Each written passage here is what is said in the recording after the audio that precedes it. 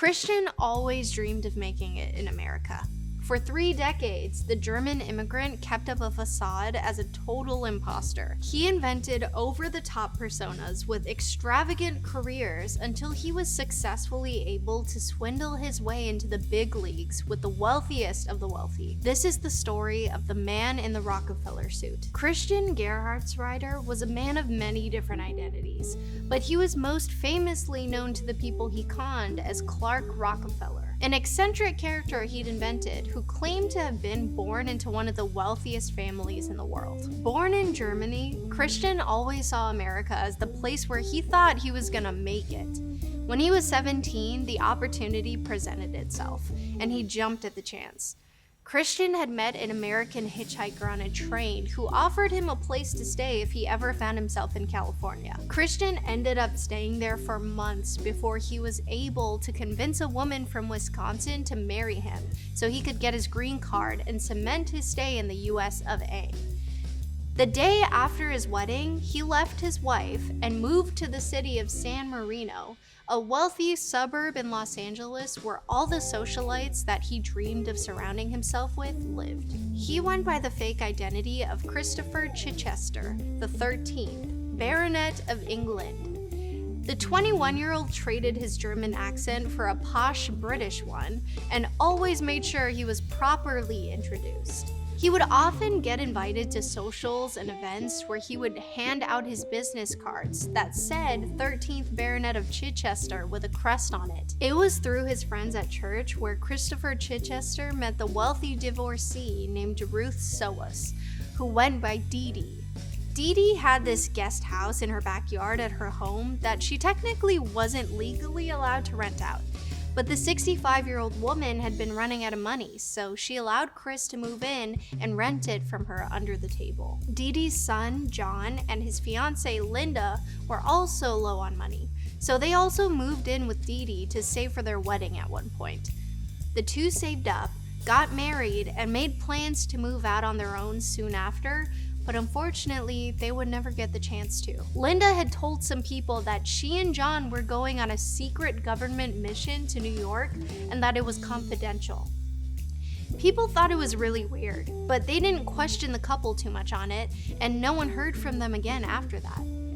Dede was heartbroken and assumed her son had left her and would never come back, and she eventually passed from a broken heart. 4 months after Linda and John vanished from San Marino, so did Christopher Chichester.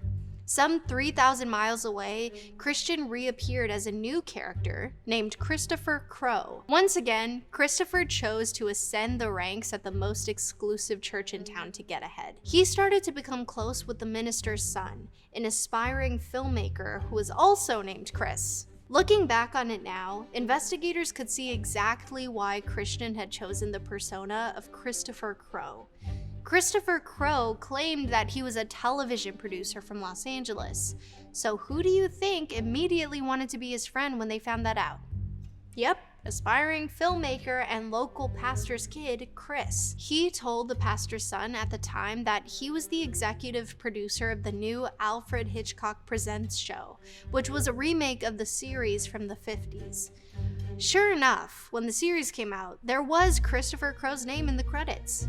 Of course, it was the real Christopher Crowe, not Christian. Christian had done his homework and picked a real guy from the film industry who actually existed. And of course, no one would question him either when 2 years later, he decided to evolve from a television producer to a bond trader on Wall Street. Despite the fact that he claimed he'd made the company a huge profit, he was eventually fired after a year when he never sold a single bond. A near impossible feat to achieve, according to his co-workers. Around that time, Chris Bishop, the pastor's kid, tried to register a 1985 white Nissan pickup truck at the DMV, but ran into a slight problem. So, fake Chris Crowe told pastor's kid Chris that he had this old pickup truck that used to be a production vehicle on a movie he made. He claimed he didn't want it anymore and wanted to know if Bishop wanted it. Oh, shuck, yeah, he did. When he went to register the truck, the name that the truck belonged to popped up as the long-missing John and Linda Soas. Within days, investigators discovered that Chris Crowe was also Chris Chichester and had left Greenwich for New York City. He'd somehow smooth-talked his way into another job at a brokerage house and was living with a new girlfriend. The detectives were onto him and began calling his place, but they only ever got his girlfriend. Christian told his girlfriend to always tell them that he wasn't there and that she didn't know where he was. But now that Crowe had been found out again, it was time to change identities once more. This time to the famous Rockefeller. The legend, according to his girlfriend, goes that they went out to a restaurant and couldn't get a reservation. So he just said Rockefeller. My name's Clark Rockefeller, and suddenly a table appeared. When that worked for him, he realized he could have been imagining the fake life he'd built for himself as so much bigger. And so he did, and the infamous Clark Rockefeller was born. Christian claimed that his entire career in America was based on a novel he read when he was 10 about someone who came up in society through fraud. Tell me about it, old sport. He was inspired by books like The Great Gatsby, and his favorite show to watch growing up was Gilligan's Island. In 1992, New York's St. Thomas Church was introduced to the one and only Clark Rockefeller.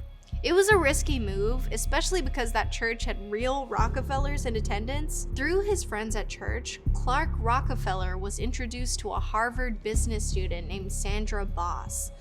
The two hit it off while playing the board game Clue. They quickly became an item and moved in together.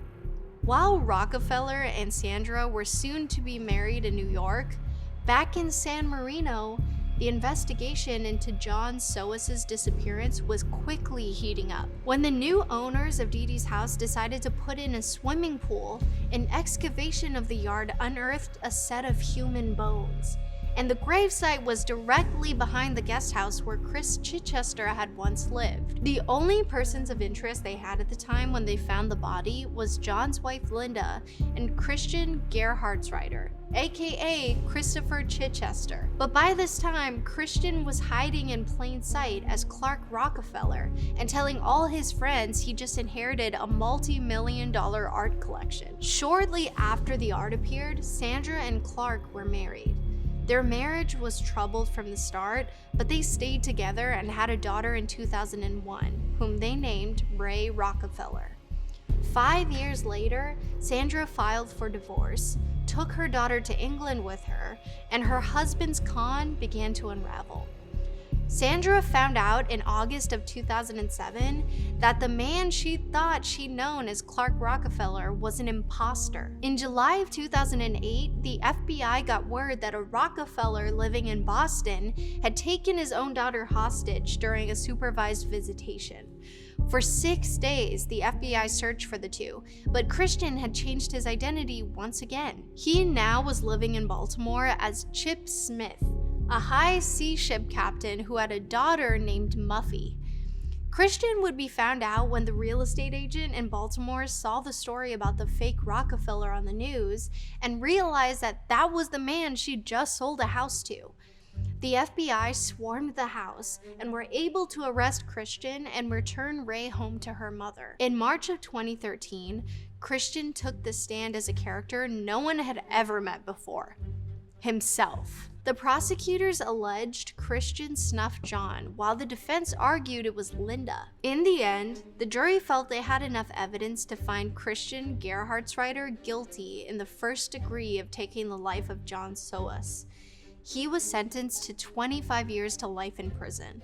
John's sister began to cry because she had finally gotten justice for her brother. But still, the question remains: where is Linda Soas?